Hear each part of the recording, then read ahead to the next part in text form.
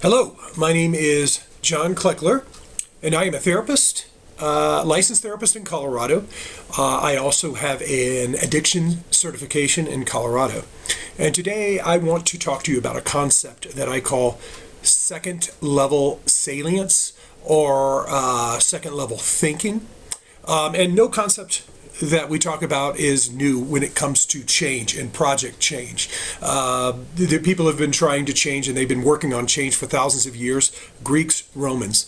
But we repackage these things for two reasons. One is because science comes along and gives us more information. And secondarily, new analogies might help people in different ways. And so I wanted to do that today in regard to second level salience.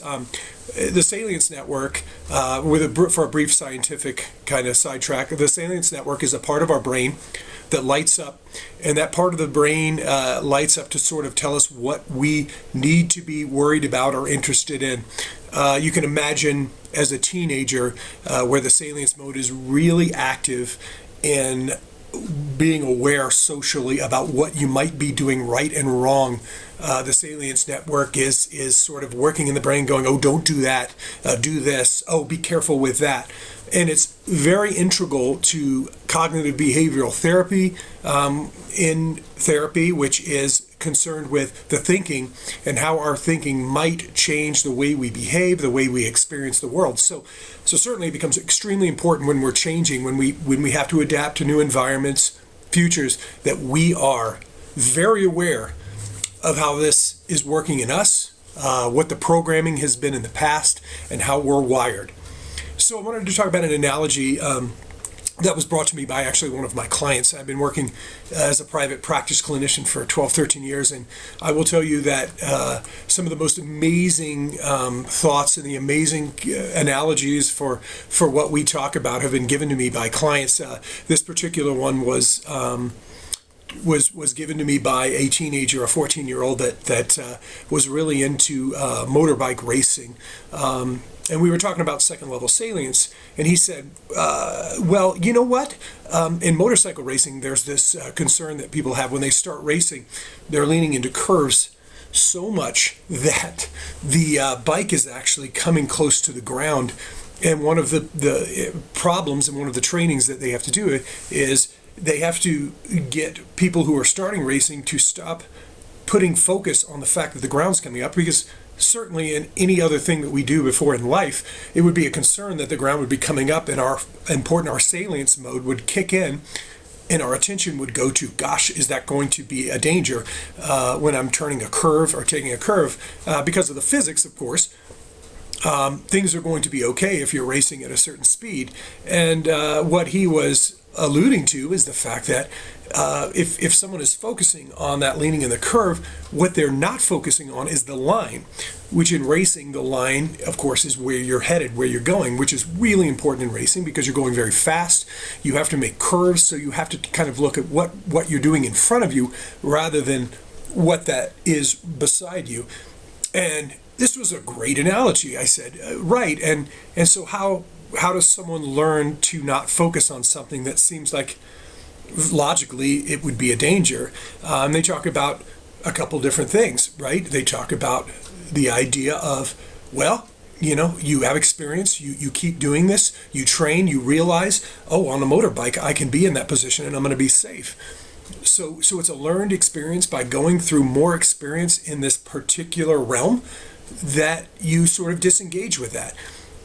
You're also regularly talking and planning about your future. What is the line? What line do I want to take? You're talking to your coach, if you have a coach, or if you've gone through it and you're coaching yourself, you talk about where is that line? What do I need to focus on? And then there's some thinking strategies in that too, is you have to actually exercise that rethinking. The rethinking about what you're focusing on is when you're actually starting to focus on that and you think about it, you can't stop that initial thinking, that primary salience. But what you can say after that is, oh, okay, but I don't need to worry about that because that hasn't been a threat. And so it's a great analogy about how we work in counseling. It's a great analogy about project change. How do we change? There are these things where it is very relevant, such as ADHD, anxiety, emotional intelligence, grieving, trauma. There are these great places where you can imagine this would be really, really important to start retraining the brain. We have these histories of thinking about what we need to think about in domains, but those domains change. If you can imagine being in high school, and all of the things that you're worried about from a developmental standpoint and from simply the way that world is set up, that when you leave high school, that's no longer relevant.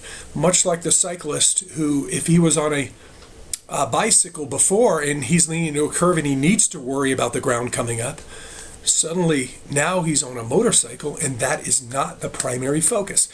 Much like that, what I do is I work with people on exercises to retrain that salience mode, how we think, to be better.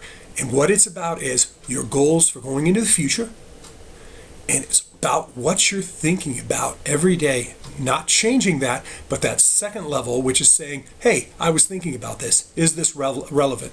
Is this logical? Is this where I want to go?